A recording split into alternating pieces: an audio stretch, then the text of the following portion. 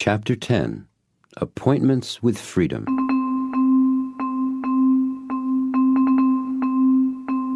I sat, still staring at the greatest networker's housekeeper, trying to grasp what she had just told me. She politely ignored my stare and continued with her recounting of my host's first visit to Japan. When they finally returned to Tokyo, she said, as they were sitting in his suite at the Imperial Hotel, he asked her what she would do to establish a network marketing business in Japan. Whom would she choose to direct the effort? With whom did she think and feel would she want to work? By whom would she want to be sponsored?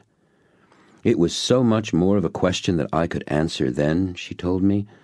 I knew that it was terribly important to him, but I honestly felt that any one of the businessmen at the meeting would be a fine choice, and I told him so. However, I was concerned that none of them had any network marketing experience. And he said that was really best anyway. That way, he explained, they wouldn't have to unlearn the business. It would be difficult enough to help them shed their conventional sales and marketing approaches without having to change what they thought they knew about networking, too. We talked for a number of hours, she told me. In fact, well into the next morning. We talked about what I thought would work best in Japan, about how Japanese people worked and lived, and what I thought they valued most and wanted most in their lives. I kept trying to get him to tell me what he thought, but he just wanted to know my answers. I know exactly what you mean, I told her.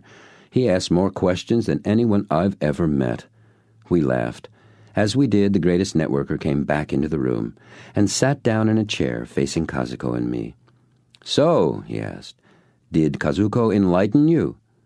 She was telling me about how you met, how you began your networking business in Japan, and how you never let her ask you any questions, which sounded pretty familiar to me, I told him. He laughed and asked, did she tell you she was in charge of our network in Japan? No, I said with surprise, she didn't. Kazuko-san, he scolded, tell him the truth. He chose me to be in charge of our Japanese operations, she said directly. He caught a lot of flack for that at first. His company's management wanted a high-powered businessman, but he kept telling them to give the job to a housekeeper. She laughed. Can you imagine how they felt about that? Anyway, he told them I was the best person. I understand. They argued a great deal about it. No, we did not, he interrupted. I simply made them a deal that was in their best interests.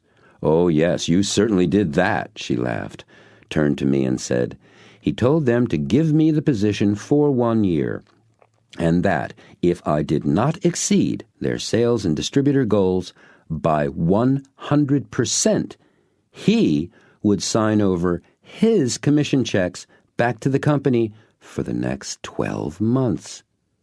Really? I was again amazed. Yes, she said. What's more, he never told me he'd done that. I only found out about it on our first anniversary meeting when his president and some other company officials from America came to Japan. Tell the nice man what the sales goal was, Kazuko. To reach $500,000 a month in Japan by the end of year 1, she said, matter-of-factly. And tell the nice man what you actually accomplished, he prodded. No, you tell him, Gaijin-san. She threw it back to him, pretending displeasure. Our little housekeeper here, he informed me, was the fastest-growing, most successful distributor in the history of the company worldwide. Her group, which included all of Japan, did just under $11 million in total sales for their first year. Kazuko became a millionaire before the end of her second year in the business. Incredible, I gasped, and I must have looked very shocked indeed, because he pointed to my face, and they both burst out laughing. My friend, he said, leaning forward toward me, in this business you will only achieve what your habits of belief allow. I chose Kazuko because I saw that she believed anything was possible. She had no limitations in her paradigm for network marketing in Japan. She had none for herself either. She did not believe that it couldn't be done, and she refused to listen to anyone who told her otherwise. Ignorance is bliss, Kazuko added, smiling. It's true. I had been blessed with parents who raised me to believe I could do anything I wanted, anything I set my heart and mind to. And that was quite something for a Japanese woman to grow up with, believe me. Besides, she said, my dear friend here spent literally every waking hour of every day with me for almost 6 months to get our business started. All I did was follow him around, translate, and do what he taught me. That in itself was one of the most powerful lessons I learned. And now I've done that with all my key people, she added. How many leaders do you have? I asked her. 9 key leaders, she told me. Well, how many people have you sponsored, totally? I asked in surprise. Oh, 50 or so, she said. In 10 years? I asked, again, quite surprised by her answer. Yes, she responded, in 10 years. That's another thing my sensei here taught me. He told me that every highly successful network marketer he had ever met had earned the majority of his or her income from the sales generated by 2 to 5 individual distributor groups built by leadership distributors. He said to look for those 4 or 5 people, to ask all my new people right up front if they were committed to achieving that level of leadership and success. And he told me to focus my efforts on developing those men and women who had made that commitment. So I did. What about people who didn't want to make that kind of commitment? I asked her. I gave people what they wanted, she said. Remember, I'm a housekeeper. I take care of people. So I simply provided people the level of support and gave them the time and attention that was appropriate for where they were and what they wanted to accomplish. But I was very clear what I wanted. I wanted leaders who would duplicate themselves. I never made judgments about what prospects or new distributors wanted, Kazuko said. I asked them. And some of them did not want to build large networking organizations at first. I knew that for a number of those people, they simply didn't believe great success was possible for them. So I always worked on establishing habits of belief that supported them in becoming all they truly wanted to achieve. A number of my leaders today were people who had no idea they were capable of such things when they first began. Do you still sponsor people? I asked. Oh, yes, she answered, but not very often, and not usually directly. I help my people downline sponsor, and when I meet someone new and exciting, I match them up with one of my people with whom they'll enjoy working the most. Well, I sat back even deeper into the couch. I'd heard all of this before, read it in books and interviews in networking publications, but I'd never sat face to face with someone who'd actually done it. My habits of belief were getting a real stretching lesson here. Kazuko, I asked, I'm sure you're able to retire by now. Why do you keep working your network marketing business? And why are you still a housekeeper? I am involved in network marketing because I love it, she said. There is nothing else I would rather do. It is how I earn my living. And the emphasis with which she said my living made it very clear to me that she meant more than a job or even a career. I'm still a housekeeper, she smiled as she said the word, because I like it. And you know, I've come to realize that housekeeping is excellent training for leadership in network marketing. Really, she added in response to the disbelief on my face. Network marketing is all about taking care of people, and I like taking care of people, especially this gaijin, she added, pointing bluntly towards my host with one thumb as if she were hitchhiking. Her obvious affection for my host showed easily through her feigned nonchalance. This is my sensei, my mentor. It is an honor for me to be with him. I learn constantly from him and from the family. You haven't met Rachel yet. You will. He will, yes? She asked him. I trust so, he answered, though I'm not sure where she is. Have you seen her today, Kaz? No, I haven't, Kazuko replied. Today's the 25th. Is that a show day? Every day's a horse show day in the spring, he said. I thought today was clear. I'll have to check my commitment book. I know we have an appointment for dinner, he added. Commitment book? I asked. Like an appointment book, he answered. You make appointments with your family? The idea of that fascinated me. Yup, he answered, with Rachel and the kids too. Ah, I asked hesitantly. Would you tell me about that? Sure. What do you want to know? He asked. Well, it seems strange to make appointments with your own family, I said. That's a nice opinion, he said. Then he repeated. So what do you want to know? Well, it seems a little cold, doesn't it? Not to me, he answered. It works for us. I make business appointments, and I make family appointments. Making them helps me keep them. They're my commitments. But, I said, doesn't that take the spontaneity out of things? Just the opposite, he said. That's one way I make certain I have the time for being spontaneous. He noted my puzzled look. Let me explain. There was a time when my family took second place to my work.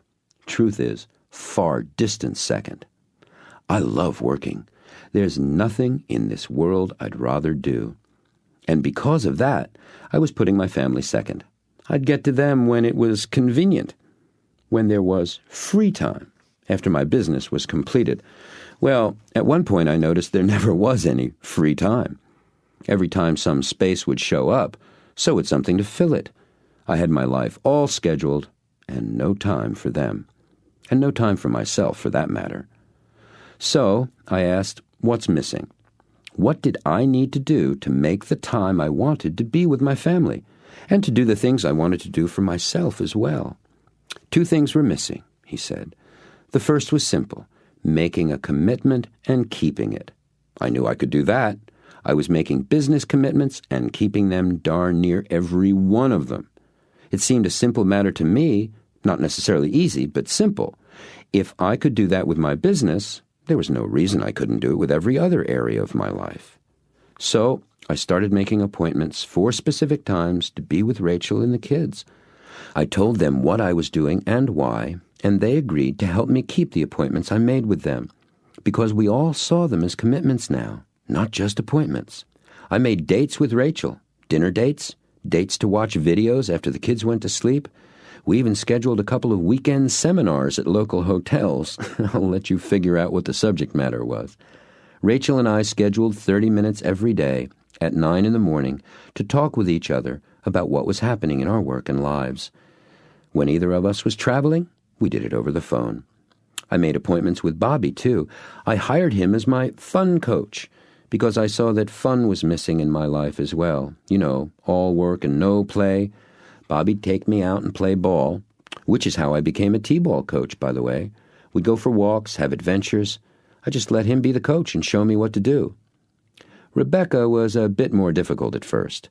Her only suggestion, outside of horses, was to have me go shopping with her. Dad as wallet. Well, I'd already mastered that one, so we stuck with the horses. I hadn't ridden in, he closed his eyes, thinking, almost 20 years. And then only in a Western saddle. She taught me English-style riding. She taught me to jump, too. It's great. She's a wonderful teacher. And now I have 2 lessons a week with her. Dad as student, client, and paying customer. The question of cold or spontaneous never occurs to me. What's important is, does this way of doing things empower me and empower my family? And it has for years. So I conclude it works. It may not work for you. No, I protested, I understand. It really sounds like a great way to make sure you balance those 2 areas of your life. I want to try it. You know, I added, keeping a commitment book like that and including appointments with your family is kind of like creating a habit of belief, isn't it? Bright boy, charming boy, the greatest networker said, just as he had done earlier with Bobby, and sounding again like the transformed Scrooge. Can we finish our talk about habits? I asked. Let's, he said, leaning forward, and rubbed his hands quickly back and forth with a smile. But first, remember I said there were 2 things I found which were missing in my being able to spend time in my life where I really wanted. Yes, you did, I agreed. Making and keeping your commitments was one. What's the other? As soon as I began to honor my commitments, what showed up immediately was how little freedom I had with my job to make new ones. He spoke slowly and with emphasis, as if treating a very serious topic, which I immediately realized he was. I thought I was a big deal, six-figure salary, all the benefits, called the shots. After all, I owned my own business. I was the boss. Wrong. To tell the truth, I was shocked when I saw how little freedom I actually had. He stood straight up, spread his arms as if drawing a weighty conclusion for a college seminar. Time was what was missing most, and I knew the only way to have more of it was to create my life and my work with more time to do what I wanted. And that's where network marketing entered the picture, I guessed. And that's where network marketing entered the picture. He nodded in assent. I'd known about network marketing for years. I thought it was interesting, possibly even very powerful, but I didn't really understand it. I had too much baggage from being a conventional marketing man to see what the possibilities were. You could say, and you'd be right, that my habits of belief didn't permit me to see myself being successful in network marketing. So, what did you do? I asked, fascinated. Well, I knew I'd have to unlearn lots, and I knew that would be hard for me. I can be pretty stubborn. I'll say, Kazuko chimed in. He made a face at her and continued, letting out a deep breath as he spoke. So, I selected a company with a superb reputation, one which had been around long enough for the unique ups and downs of this business to make them strong, which had solid management with field experience, an excellent product line consumers loved once they tried it and would continue to use forever, so there was real residual income, and the very best sponsor I could find. In fact, the sponsor I wanted, he continued dramatically, was the greatest networker in the world. Whoa, I exclaimed. Wait a minute. I thought you were the greatest networker in the world. Yes, some people say that, he admitted. But if that's true, what does that make the person who taught me everything I know about this business? I see, I said, unconvincingly. I didn't see. This Hitchcockian twist had my mind spinning more than a little. I actually sat there stunned. There's an even greater networker than he is? I looked over at him and then at Kazuko, and they just sat there grinning, like two kids just barely keeping a secret. No answers there. Okay, I said, expecting to say more, but nothing came to mind or mouth. Come on, he said, standing up and rescuing me. Let's go find my sponsor. It's her, I thought. It's got to be his wife, Rachel. This is amazing, I announced to myself out loud as I followed him and Kazuko out of the room and out of the house.